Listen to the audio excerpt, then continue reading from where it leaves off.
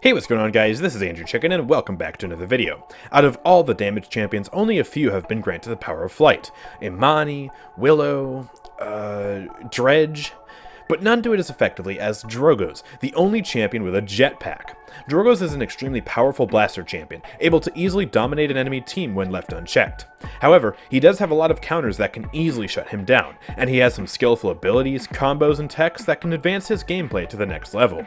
That's why in this video, I'll be going over my tips, tricks, and loadouts to help you get better at Drogoz. I'll be starting out with an overview of his base kit and some general tips before moving into his loadouts, items, and more advanced tips to mastering this terrifying tyrant of the skies. If you want to see my other champion guides, I'll leave a link to the playlist in the cards and description in case you're interested. Also, this wouldn't be a proper Drogoz guide without bringing InfernalDrogoz on board to help me out. She is a fantastic Drogoz main with over 1,000 hours on Drogoz, and together we came up with a long list of tips and tricks which will be scattered throughout this video. She also helped me refine the loadouts which I'll be showcasing in this guide. I'll leave a link to her YouTube and Twitch channels in the description. But without further ado, let's get straight into the video.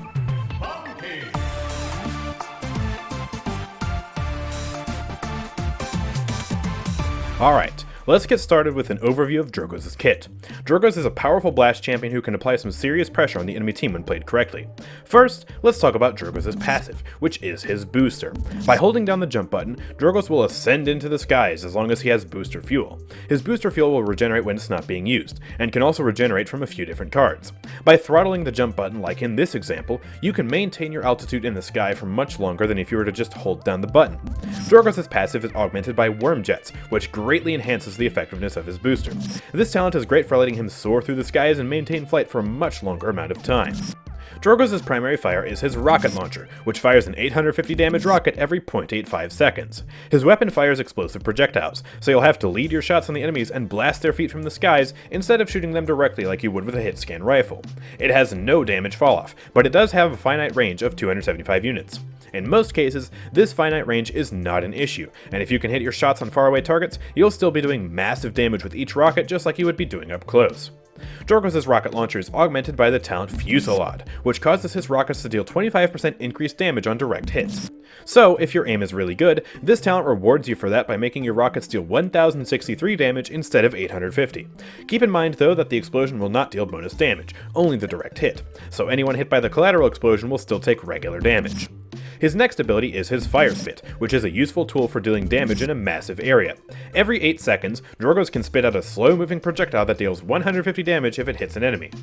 If we just stop there, this would be the worst ability in Paladins.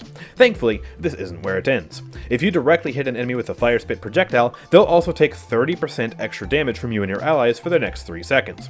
When you have multiple teammates fighting an enemy tank, for example, using Fire Spit on them directly can be a useful tool for helping your team quickly deal loads of damage to them. However, what you'll see more often is a unique combo you can pull off with his Fire Spit and Rocket Launcher. If you shoot the Fire Spit glob before it hits an enemy or terrain, it'll detonate and deal 900 damage in a massive area. It does have up to 50% damage falloff, so if someone is on the very edge of the explosion, they'll only take 450 damage. Still, this can be helpful for doing damage to multiple enemies and deployables at once. You can shoot the Fire Spit right above a cluster of enemies and detonate it for some easy group damage, which is one of the most satisfying things to do when it comes to Drogoz. And of course, it only gets more satisfying when using the talent Combustible, which causes this Fire Spit explosion to knock enemies back and also get caught on fire, which will deal an additional 300 damage over 2 seconds. Effectively, this causes Fire Spit to deal as much damage as a sniper shot, and also send people flying. This can be used to knock people off the map, or simply disorient them on the objective and send them into a worse position. And as you'll see later when we get into the loadouts, this ability can be spammed like crazy. Next up is his Salvo, which is a useful tool for battering shields and deleting enemies with a powerful combo. Salvo is a 2-part ability that requires a bit of time to activate.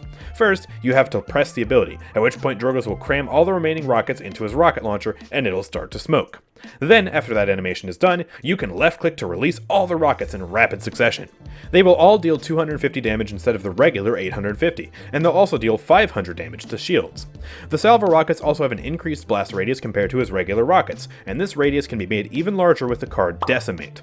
so it can be another useful tool for hitting multiple enemies who are sitting next to each other. But of course, this wouldn't be a proper Drogoz guide without introducing you to the powerful combo simply known as the Fair and Balanced, or the Spitfire Salvo combo. First, charge up your salvo with all 6 rockets.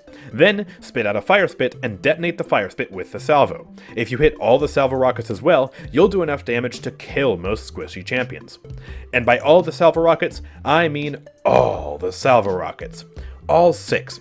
You see, if you shoot your rockets just slightly offset from the fire spit, you can detonate the fire spit without consuming the rocket.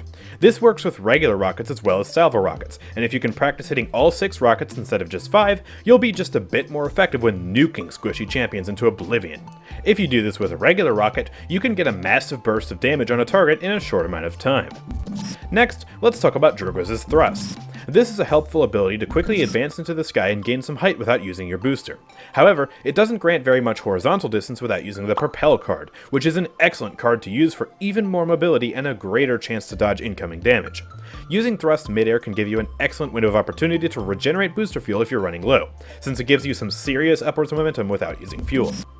Finally, let's talk about Drogoz's ultimate, Dragon Punch. Upon activation, Drogoz winds up a massive punch for the next 2 seconds, after which he'll start flying forward for the next 4 seconds and one-shot the first person he comes into contact with.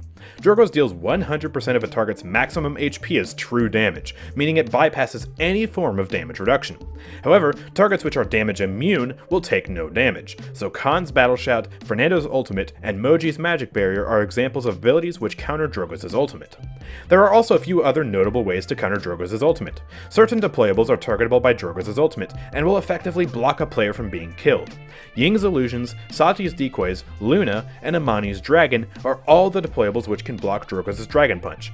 The only one of these which it might be beneficial to use an ult on is Amani's Dragon, since it has an absurd amount of health and can also wreak havoc on a team if left unchecked. All these other deployables are not worth ulting, however, and should be avoided if possible.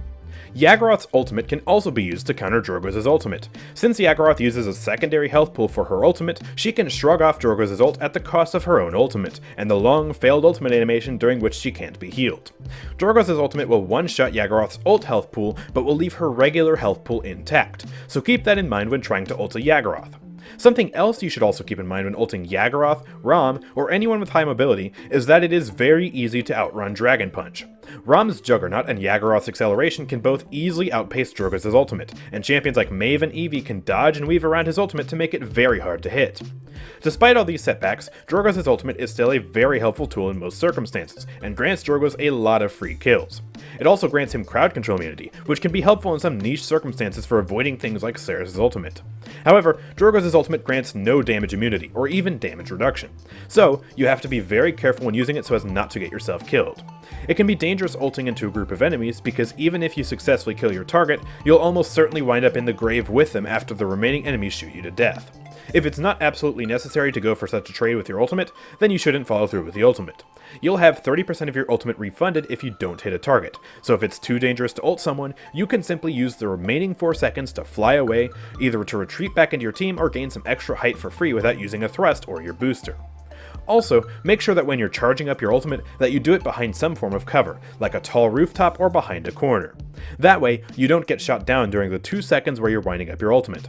However, if someone does kill you during those 2 seconds, you won't actually use up any of the ultimate charge, which is pretty generous of the devs if you ask me. Alright, now let's get into the different loadouts for Drogoz. Drogoz has a lot of extremely potent cards which affect his gameplay in major ways, and I want to go over a few of those before I get into my recommended builds.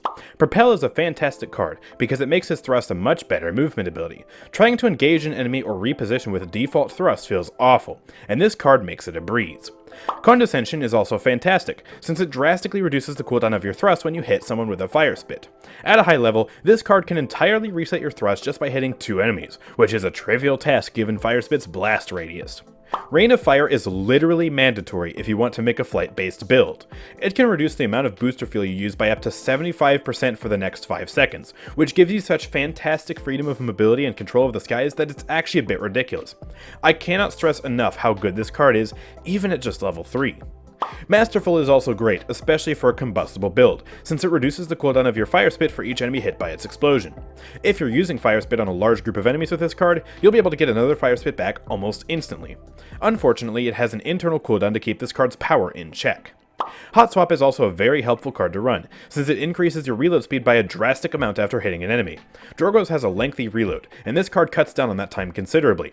If you need to reload in a duel, having this card can mean the difference between getting the final shot off or dying.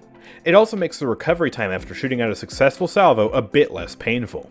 Now, up first is a loadout for Fusillade and WYRM Jets both, since neither talent requires a particularly unique loadout to be effective.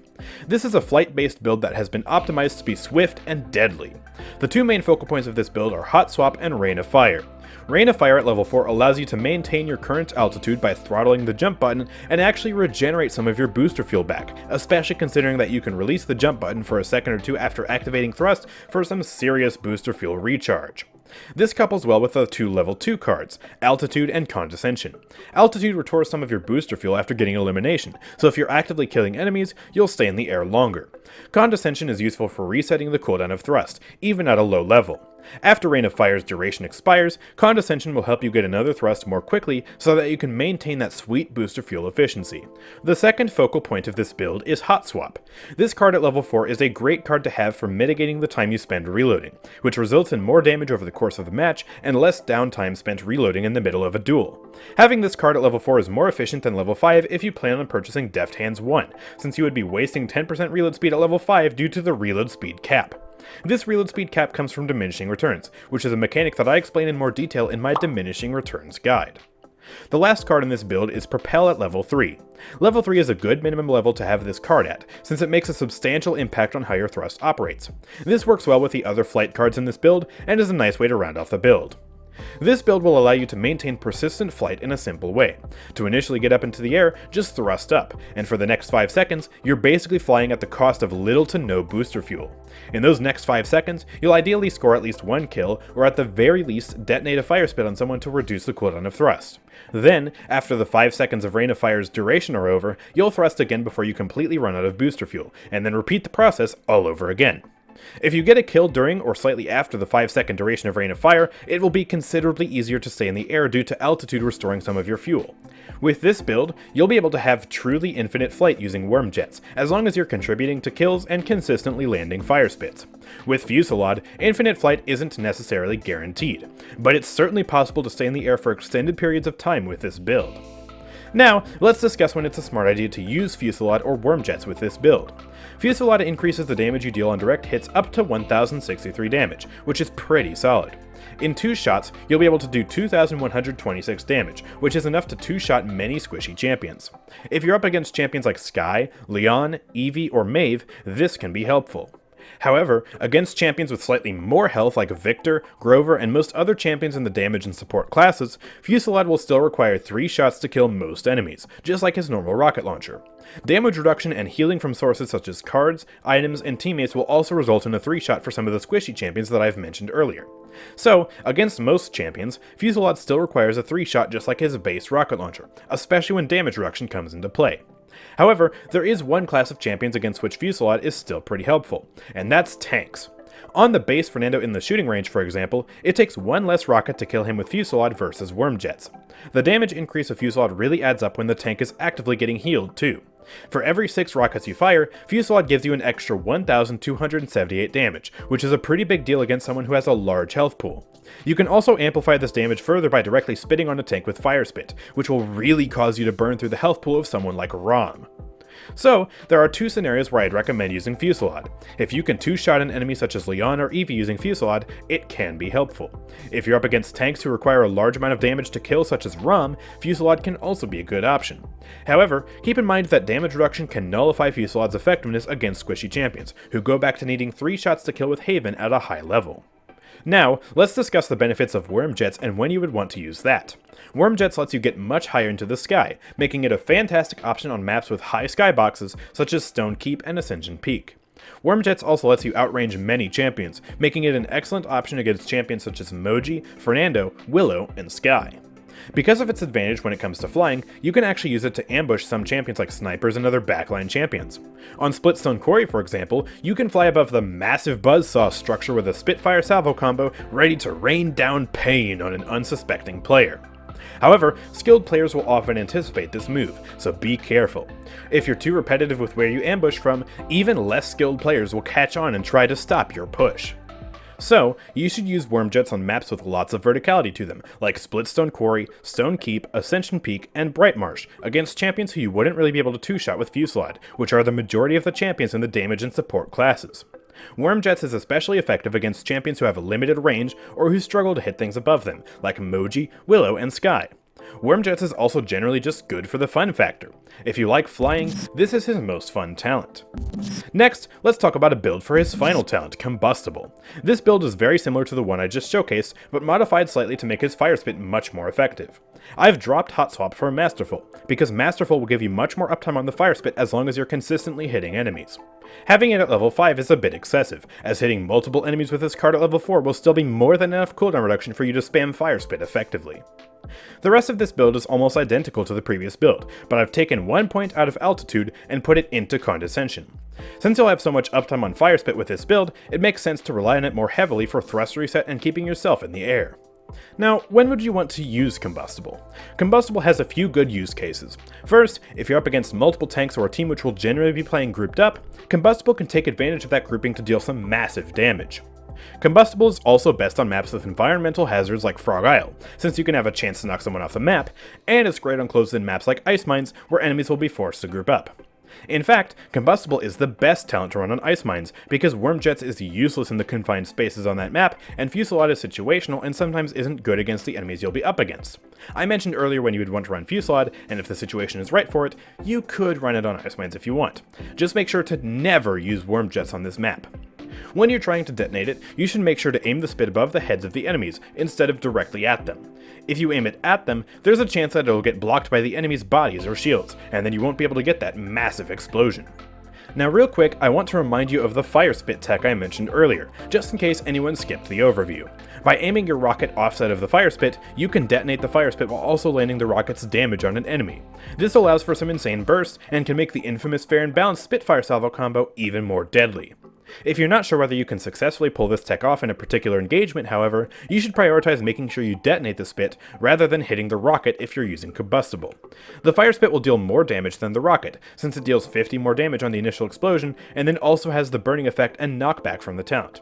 Basically, don't aim so far away from the fire spit that you accidentally just end up missing it. And if you really want to spam the Spitfire Salvo combo, then you could use a build like this. Now this build isn't as serious as the last two builds, and is not built around flight at all. Instead, it's built around pure cooldown reset. This build uses Spitfire to reduce the cooldown of your salvo for hitting enemies with it, and it also uses Masterful to reduce the cooldown of your fire spit for hitting enemies as well. It also features Decimate for the increased radius on the salvo, though you could swap this out for Hot Swap if you want. It also features Hyper Boost as a level 1 filler, since it does a good job of helping you stay in the air just a bit longer as long as you're spamming salvo. This build could theoretically use any talent, but it's best used with Fusillade since it's not a flight-based build, and knocking the enemies around with Combustible will make it harder to get reset on your salvo. You want to use this against a hyper-clumped team that has tanks with shields. It is imperative that they have shields, not barriers like Atlas's Stasis Field or Terminus's Power Siphon. This is because the Spitfire card can actually get reset procs off of shields, since Salvo is an ability designed to bust down shields. This is also best used on maps where you won't be flying a lot, because it basically puts no loadout points into flight. So, Ice Mines is the perfect candidate for a loadout like this, and similar maps can also make this build more effective. This build can be strong, but it lacks mobility. As such, it's a less versatile build than the ones I've mentioned earlier, and is a build more focused around fun and highly grouped comps than general effectiveness. It's a less offensive build for Drogoz that's based more around sticking to the backline. Well, now then, let's get into the different gameplay tips for Drogoz. Andrew has already covered a few gameplay tips in the overview, but I'll be going over some more here. First of all, I want to reiterate one more time that you should learn how to use the Fire Spit technique and the Spitfire Salvo combo, because it's one of the most important gameplay tips that you need to understand about Drogoz. Also, just in case anyone skipped ahead to this part and didn't watch anything else in the video, I want to make sure that you guys hear what I have to say. If you charge up a salvo, shoot out a fire spit, and then detonate that fire spit with the salvo while aiming a salvo at an enemy, you can do some utterly monstrous burst that is capable of deleting enemies from the game. If you then detonate the fire spit directly with the salvo and then hit the remaining 5 salvo rockets, you can then deal 2,150 damage, and you can do even more damage by using Fusillade. With Combustible, however, you can theoretically do more damage, but it'll be less than with Fusillade. In a practical example, it's hard to hit all of your salvo rockets because you're knocking the enemy away from the spit. You can also do even more damage with this combo by utilizing the Fire Spit technique. Fire Spit technique involves firing a rocket offset from where the fire spit is, so that you can detonate the fire spit without consuming the rocket. This allows the rocket to also hit the enemy, which can offer some serious burst. You can do this technique with a regular rocket, and you can also do it with the Spitfire Salvo combo. By doing it with the Spitfire Salvo combo, you can deal an extra 250 damage. While it does seem like a trivial amount of damage, this 6 rocket that you're laying on the target can mean the difference between killing a squishy champion and leaving them on a sliver of health, especially when health cards and damage reduction are in play. So it is vital that you practice the Fire Spit technique so that your Spitfire Salvo combo can be even more potent and you have a devastating burst combo with your regular rockets. Also, if you're trying to detonate a fire spit on a large crowd of enemies, make sure that you aim the fire spit above their heads and not directly at them. If you aim it directly at them, there's a chance that they'll absorb the fire spit with their bodies, shields, and deployables before you detonate with your rocket, and you'll lose out on all that sweet, juicy area damage. This is especially important with Combustible since that talent only gives you a benefit when you detonate the fire spit. However, if you're up against a tank and if you got a good few teammates with you, bidding on that tank directly with the fire spit can be good for the global damage increase that the fire spit gives for a few seconds. Next, let's talk about maintaining your flight for extended periods of time and practicing safe flight techniques. First of all, if you want to practice flight and aren't very good at it, WYRM Jets will offer you a bit of a crutch to help you get better at flying. Think of it as training wheels, if you will. That's not to say, of course, that this talent is bad once you learn how to fly. It just improves how well you can stay in the air and lets you get up higher than you normally would. Now, you really shouldn't be holding down the booster button for too long because you'll burn through that booster field really fast. Instead, you should throttle the button so that way you can maintain your altitude for extended periods of time. As soon as you take your finger off the button, your booster field will start regenerating slightly. So you run out of booster fuel a lot later by using this throttling technique. You can also use your thrust as a way to regenerate a ton of booster fuel. Keep in mind that if you're using the Rain of Fire card, you'll basically have unlimited potential for flight after using the thrust ability. Even without this card, thrusting can help you regenerate a bit of booster fuel if you're low, because it requires no booster fuel to send you up into the sky. You should take your finger off the booster button for as long as the thrust is sending you upwards, so that way your booster can have some time to regenerate. With the Rain of Fire card at a level 4 and some skillful uses of your abilities, you can maintain your airtime almost indefinitely. After initially thrusting into the air, you should at least hit one enemy with Fire Spit before Rain of Fire's duration expires so that you can get another thrust shortly after it ends. As long as you have been properly throttling the booster, you'll be able to last long enough to get another thrust and repeat the process. This is even easier with WYRM Jets, of course, but even with Fusillade, you can still fly for an extraordinary amount of time. Also, you can use your mount to gain a bit of momentum at the start of a flight. If you dismount while on the ground and then immediately start flying, you'll gain a speed boost. However, if you dismount while in the air, you won't gain this speed boost, unfortunately, and you'll actually halt your forward momentum for a split second. So this only works on the ground. Oh, another quick tip is that if you charge up your salvo while in spawn and then mainly get on your horse, you'll be able to use your salvo immediately after dismounting, and you'll save the step of charging it once you get into the battle. However, this does not work when the game automatically puts on your horse, so do keep that in mind. You can also use your salvo on yourself to get some momentum while flying. The knockback from the explosion can get you flying a little bit faster. In some niche circumstances, it could be very much effective. However, in most cases, this is not helpful because you sacrifice your 20-second long salvo cooldown for movement instead of your burst combo. I thought I would include this mechanic anyways, though, just so you know, it does exist.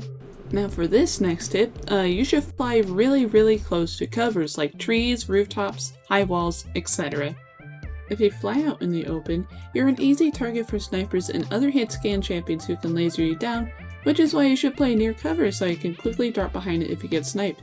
You can also fly over a lot of buildings in the game with WYRM Jets, such as the Massive Saw Blade on Spitstone Quarry or the Objective Room on Brightmarsh. Less skilled players likely won't anticipate an ambush from these areas, so you can charge up a Spitfire Salvo combo and rain down destruction on their heads. Against more skillful players, however, you'll need to be more cautious with flying over these buildings, and don't get too repetitive with the routes you take. You should also be prepared to retreat the other way if they see you coming. Hugging up high areas and making yourself hard to hit while flying will make you a much better Drogoz to fight. However, sometimes this might involve you needing to shoot at enemies from long distances away. This can be hard, and this is why you should devote some time to practicing hitting your shots, predicting where the enemies will be when your shots land, and honing your aim. This all comes with practice, and more practice, of course. This is exactly what I say all the time. You can try and create situations in real games where you're firing at a distance, or if you have a friend, you could grab them and try to kill them from long distances away. Remember that you also have to lead your shots on enemies since you have a projectile-based weapon. You should also aim down at the enemy's feet and always have the high ground if you can help it. You can't hit headshots with Drogoz, and aiming at the floor will increase the chances of you scoring some damage on an enemy, even if you do not get a direct hit. If you can practice hitting enemies from long distances away, you'll be at a significant advantage in most of your fights. The farther away you are from an enemy, the harder it is for them to hit you. Also, most hit scan champions have follow-up on their shots, meaning if they do not hit you, they'll do less damage.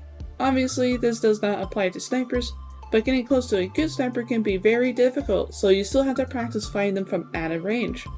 Also, since you almost always have the high ground with Drogoz, at long distances you can make it pretty impossible for characters such as Dredge, Bomb King, and Makoa to hit you while you can still hit them. And of course, it's totally impossible for champions like Fernando, Grok, and Terminus to hit you from far away unless they use an ability. And for one last tip before we get into items, maps, and matchups, if you're on a controller that supports it, of course, so this does include the Nintendo Switch and PlayStation, you should be enabling gyro control since it makes it much easier to aim with Drogoz. Also, rebinding the jump button which you use to control your booster to something more convenient for you, like one of the trigger buttons on the back of the controller, can make flight much easier too. Now then, let's talk about the items you should be buying with Drogoz, as well as certain maps and matchups that are favorable for you to win. Two key items that are good with Drogoz are Haven and Nimble. In most matches, you'll be up against at least one hit scan champion, whose job will be to shoot you out of the sky at all costs. Haven will make you much more resilient to their attacks, alongside Nimble making you fly faster in the air, just like how you move faster on the ground. It's a great buy, especially when playing WYRM Jets. Drogoz is also a fantastic buy when playing with Combustible or a Salvo spam build. On those two builds, it is absolutely crucial that you get Chronos 3 as quickly as possible. Counterrace has an interesting relationship with Drogoz. It's obviously a good buy against comps with heavy amounts of healing, like sometimes the double support comps that are running rampant these days. It's also helpful against a single healer who just pops out gobs of healing like Saris. However, against weaker healers who have low heals per second like Genos, or a long cooldown on their burst heal like Rover, it is not much of a priority option on Drogoz like it is on the other champions. Now here's why. First of all, his Fire Spit does not even apply Cauterize. If you detonate Fire Spit over a massive area, you're not going to be cauterizing any of those enemies. The Spitfire Salvo combo can also delete healers in a fight, and it can also crush most other characters before they even get a chance to be healed. And of course, one more thing, Drogoz's ult doesn't even need Cauterize to kill anything. The only circumstance where Cauterize is really going to help you is when you're just spamming shots at a tank, and even then, that's really not worth it. This, of course, doesn't mean you should never buy Cauterize on Drogoz. It just all depends on a circumstantial basis.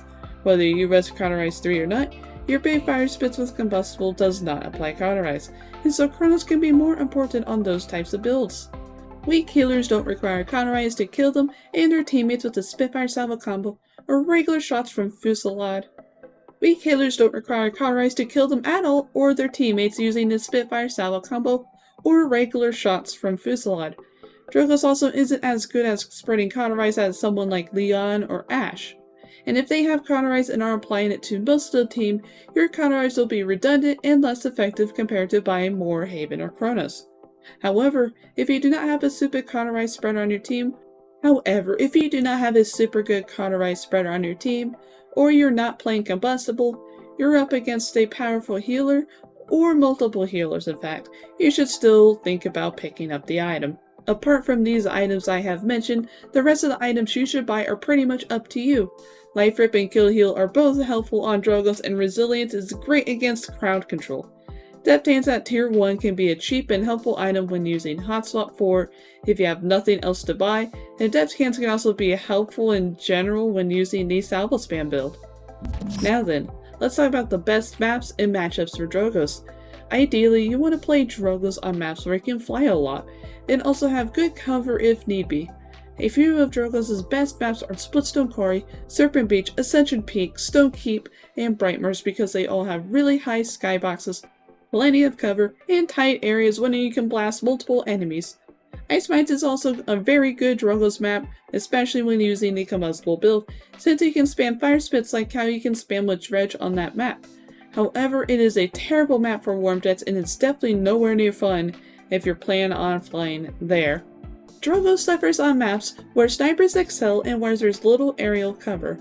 Fish Market, Timber Mill, Shadow Desert, and Frozen Guard are all rough maps for Drogoz to play on because snipers shred him to pieces and there's not a whole lot of cover for him to utilize. On Fish Market, the rooftops have very deceptively big and awkward hitboxes, which can make it tough to reposition. Drogoz also has a good matchup against a lot of champions. Like I have mentioned earlier, champions with short range suffer against Drogoz since he can easily outrange them and blast them to pieces.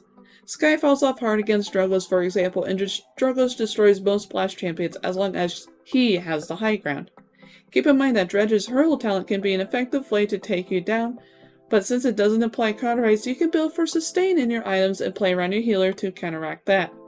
Drogoz has an interesting matchup against snipers. If you can fly directly above them, you can make it difficult for them to hit you, and you can also ambush them with your Spitfire Salvo combo. However, a good sniper will likely hear you coming and try to hit you before you can even use the combo. Against good snipers, you'll have to switch to your strategy to take them out from a distance instead of getting on top of them and ambushing them, playing around corner while you have blast them with rockets. Still, snipers are not as big of a headache as Leon or AndrewChicken. Speaking of Leon and AndrewChicken, these two are some of your biggest counters in the entire game. Leon is one of the most burstiest champions in the game, and she has an auto aim which is just as hard to counter to any evasive strategies you try and pull off. The Spitfire Salvo combo can just as quickly burst her down, it's all a matter of getting the first shot off. Then you have AndrewChicken, who is a powerful hit scan damage and he can also fly, making him especially tough to kill with Drogoz. Fusillade can make it a little bit easier to take down an AndrewChicken's player because of its burst, and Combustible can also throw off his aim with its knockback. If you can, you should try and use the Fire Spit tech to burst him down suddenly instead of using the Spitfire Salvo combo. A good AndrewChicken's player will try and anticipate the Spitfire Salvo combo and have a reversal ready for it. If you do try and Spitfire Salvo him, do try to detonate the Fire Spit behind the reversal. You can also make it more difficult for any AndrewChicken's player to kill you by playing around cover, sticking with your teammates, and paying attention to his sound effects he makes when shooting, dashing, and walking to find where he is and preemptively shoot him. You should also stay calm and focus on leading your shots when he's trying to shoot him down while he's in the air. AndrewChicken is the best counter to Drogoz, but he's not unstoppable. Don't let him scare you or shake your confidence. You can defeat him, you just need to be smart about it and focus. Still, if you're playing ranked and have the opportunity to ensure that you won't be playing against AndrewChicken by either banning him or having a teammate pick him, you should take that opportunity.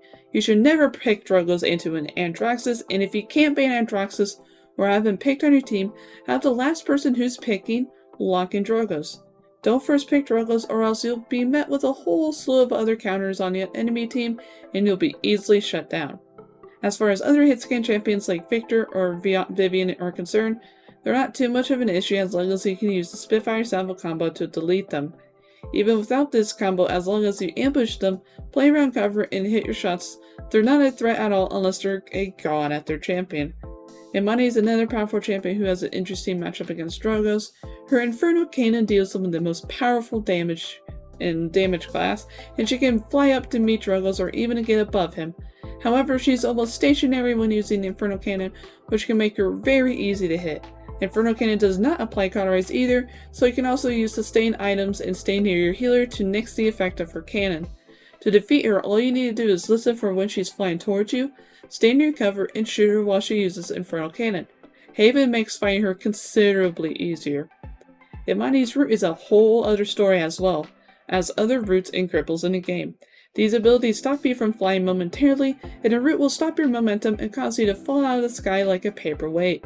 Against roots and cripples, you should prioritize by resilience so that they no longer counter you as heavily. Lastly, let's talk about tanks who can counter you, or rather tanks who are simply slightly harder to kill than others. Atlas is the longest range tank in a game since he has a hit-scan sniper with considerable range and minimal falloff. He can also deploy his stasis field to block incoming damage. The best way to counter his stasis field is to simply fly above it, and if you cannot do that, simply hide behind cover and wait for it to expire. In fact, flying above all barriers and shields is the best way to counter a lot of tanks. Khan and Fernando both cannot tilt their heads upwards, meaning you can just directly shoot above them and shoot behind the shield with no issue. The same goes for Ashe, Barrack, and Danara. Moko is the only character who has a shield which can block damage from above and all sides, alongside Terminus' power siphon which can be angled upwards and all around him to block damage. While Terminus can't really kill Drogoz unless you decide for some reason to get close to him, he can block your Spitfire Salvo combo or any damage you throw at him. You should try and drain his power siphon while not shooting at it before attempting to use his Spitfire Salvo combo or Fire Spit on him. And like I mentioned earlier, Rom and Yagrath can both outrun your ultimate. You should try and bait out their movement abilities before ulting them, or anticipate Worlds of Retreat to and try and beat them to it.